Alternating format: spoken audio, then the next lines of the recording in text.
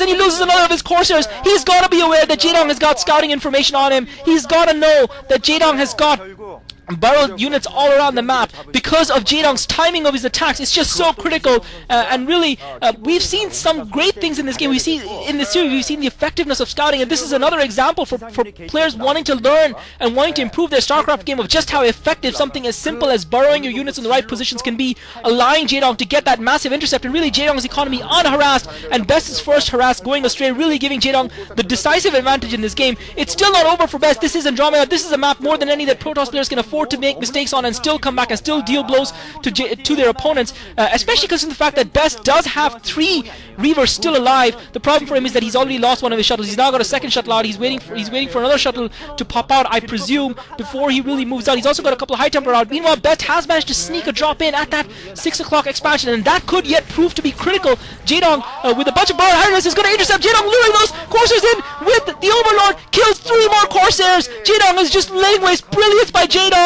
He's just sniping Best's forces right, left, and center, and Best now finally, if he didn't know yet, he knows now that Jaedong has got Burrow, and that Jaedong has been using it to just maul him all over the map, just tear him into shreds and spread him all over the map, and really Best has been ambushed time and time again, and the question is really, has the amount of damage dealt by Jaedong using, and Jaedong now producing Mutalisk. It'll be interesting to see whether he's going to now try and switch and try and get complete air superiority, because he's really put, as July did, because he's really put Best on the back foot now. Jaedong, meanwhile, with an Overlord coming in, I'm not sure if that Overlord has drop or has any units in it, but he's seen that probe at the 6 o'clock expansion, and he's going to be able to use those Mutalisks actually just to take that out, so he doesn't even need to drop. Best now with the Overlord, with the Observer moving out with a decent sized force and 2 shuttles with Reavers loaded. So even though Jaedong has done massive damage to Best's air force, the key for Best is that he's got those 2 shuttles. The problem for Best is that he doesn't have a lot to defend the shuttle. Scourge is coming in. Jaedong trying to see one of the shuttles get taken out. Jaedong is surely going to pick up the second shuttle here as well. The second shuttle gets taken down as well. Chaos for Best. Calamity. Catastrophe, storms going off. Best manages to push Jaedong drone forces away, but it doesn't matter. He's lost both the shuttles. He managed to drop one of the Reavers on the ground, but that Reaver is going to be slow as hell now, and it's going to take a long time to get to that expansion. Jaedong looks like he's also taking the expansion at the 7 o'clock position as well. Meanwhile, Best just foraying into the 9 o'clock expansion, but Jaedong meanwhile affecting great storms by Best, catching a lot of Jaedong's units. We saw those storms be quite effective against July as well on an empty game on Andromeda, but meanwhile Jaedong is clearing up Best's forces. He's just got superior, overwhelming weight of numbers, and Best being forced to retreat with his tail between his legs, losing the majority of his forces despite some very effective storms and killing a lot of Jaedong's units, but he's just completely getting outplayed here, and really at this stage it looks like Jaedong is going to progress through to the semi-finals of the World Cyber Games Korean qualifiers, and it looks like Best is going to go crashing out. I don't think there's any hope for Best here. Jaedong now coming in with the Mutalisk. He's going to stop this expansion before it gets up and running. He had the Overlord sitting there. Best coming in with some Corsairs. It's going to actually force Jaedong away. Jaedong is going to need to get some Scourges to come and retake that 6 o'clock position. That 6 o'clock position is really Best's lifeline, because at this point Jaedong has established map control. I thought he had air superiority, but not quite. Jaedong sending in a Scourge just to try and get one of the just try and do some damage. Not able to do it in that occasion. Best replenishes ground forces, pushes out again, realizes that he's not inflicted any damage, and Jaedong really, with so many bases and so many expansions and so many units all over the map, is just going to overrun him any second now, and he's really got to do something about it. And this build that July has opted to use with the +1 defense upgrade on the Scourges is just proving so powerful, and Best really struggling in this game. Once again, Jaedong coming in with masses of Scourges, trying to find a shuttle. He actually ignored the Corsairs initially, and that's why he didn't take out all of Best's Corsairs. Best trying to use a sort of a mini choke in the middle of the map, using the barrier, the natural barrier there, just as a choke point, just to try and get some storms off. He did manage to whittle down some of Jaedong's forces, but he's forced to retreat now. He's got a decent number of forces, a decent number of reinforcements coming in, along with another couple of fresh storms, but Jaedong chased down and killed a couple of those High Templars. He's not allowing Best to build up a force of Archons. Best has got no Archons so far, even though he's been using storms quite liberally. He's been producing High Templars at a considerable rate, and really Best just driving Jaedong obviously with the Hive up, with the Defiler's Den up, and Best just in acres of trouble. He just has no answers to Jaedong's play, and Jaedong has outplayed him him completely in this game thus far. That burrow making the critical difference. Best, however, it's important to mention, has managed to get that expansion down at the 6 o'clock position. Jaedong hasn't been able to prevent it from doing that. He's now coming in with the Mutalisk, but now one of the photon cannons is already up. 3 more photon cannons coming up, and if Best is able to get those photon cannons up, it's going to be much more difficult for Jaedong to take in, and that base might give Best a lifeline to prolong this game further and to claw his way back into the game. The question is going to be that of upgrades. Unfortunately for me, in the video I'm watching, I cannot actually see the physical upgrades. There's a subtitle across the bottom of the video for some competition that's unfortunately obscuring my view, preventing me from seeing the upgrades that the players have. So I'm sorry that I can't give you that, but I'm pretty sure that Jaedong has at the very least got the +1 Scourge upgrade just from the time that it takes those Coursers to kill those Scourges. And really, Jaedong with the 3 evolution chambers researching away.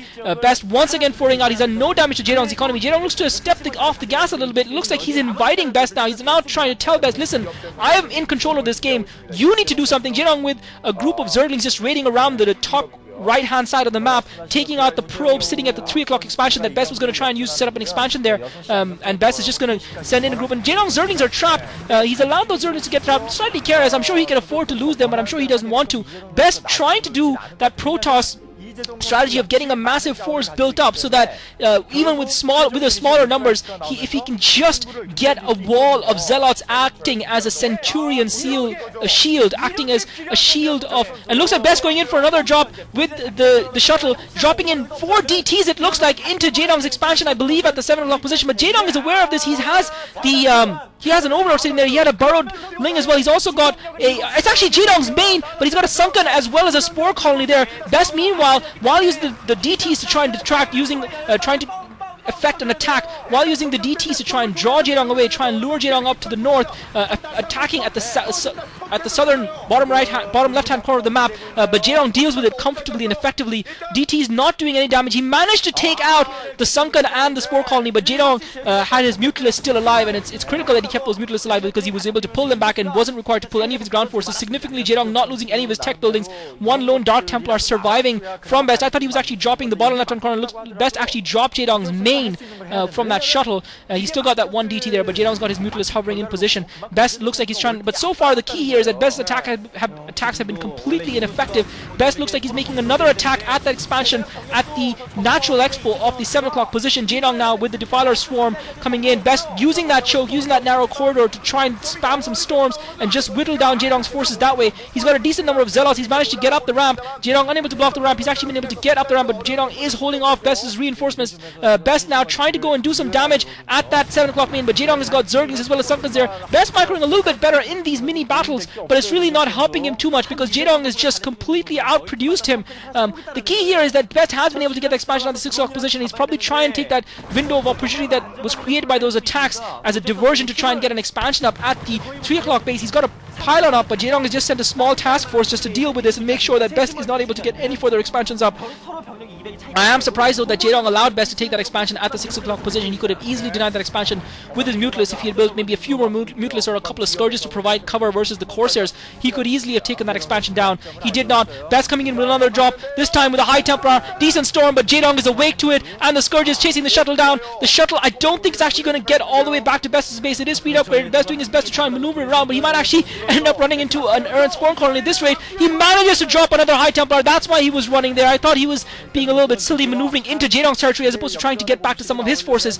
He managed to kill a few more drones of Jaedong, but I just don't think that the amount of damage he's inflicting is going to be enough here. Jaedong though seems to have stranded himself. He seems to be stationary. He seems to be waiting for something. Maybe he's waiting for those Ultralisks. The Ultralisk cavern is obviously up, and Jaedong, I'm sure, is researching upgrades for his Ultralisks in there. Maybe that's what Jaedong is waiting for to deliver the finishing blow to Best, meanwhile allowing Best to break against his forces. The key here is obviously that even though Jaedong hasn't really progressed in terms of the expansions he has continued to tech up, and he has killed a lot of Best's units, and Best coming in with a primary force of Zealots, running those Zealots right onto those lurkers under the Defiler Swarm, and really losing most of his Zealots in the process. He's got High Templar in to come in and spam some storms, but he's really got nothing to support. He's got no real ground units to do anything effective with those storms to follow up after those storms. Archons being built for Best, but they're going to get taken out by Jaedong, and Best really has no ground force to speak of, and Best GG's. Jaedong progresses through, and really there was not a single second in that game where Best looked like he had a chance after once Jaedong took that first shuttle down. From that point on, or even before that, when Jaedong sniped a couple of Corsairs in Best's base. Jaedong looked in assertive mode, he looked in complete control, and he effects a dominating victory here against Best. Brilliant play by Jaedong, great game of StarCraft. GG guys, this is Klazart, thanks for listening. I really enjoyed that game, I hope you guys did as well. Best, unfortunately, his quest for glory must continue. He's going to have to try and do something special. Let's hope he doesn't end up in a slump after demoralizing defeats against two of the top Zerg players playing StarCraft today in July and Jaedong. This is Klazart, thanks for listening. 도우정 선수가 그런 불안감을 이겨내지 못하고 스스로 자멸한 그런 경기가 되고 말았네요. 자, 이런 흐름, 일단은 계속해서 펼쳐지는 경기 중에서 치열한 경기도 물론 있었습니다만은 압도적인 경기도 그 팬들의 이야기들을 불러일으킬 만한 그런 경기들이 계속 나오고 있습니다. 네, 정말 이런 박성윤 선수라든가 이재동 선수라든가 정말 그 프로토스에게 악몽가드 같은 그런 선수를 보면서 도대체 어떤 그 프로토스가 등장을 해야 이런 선수들을 제압할 수 있을지 단 하나의 실수 나오면 안 된다는 걸 이번 경기에서 보여준 거거든요.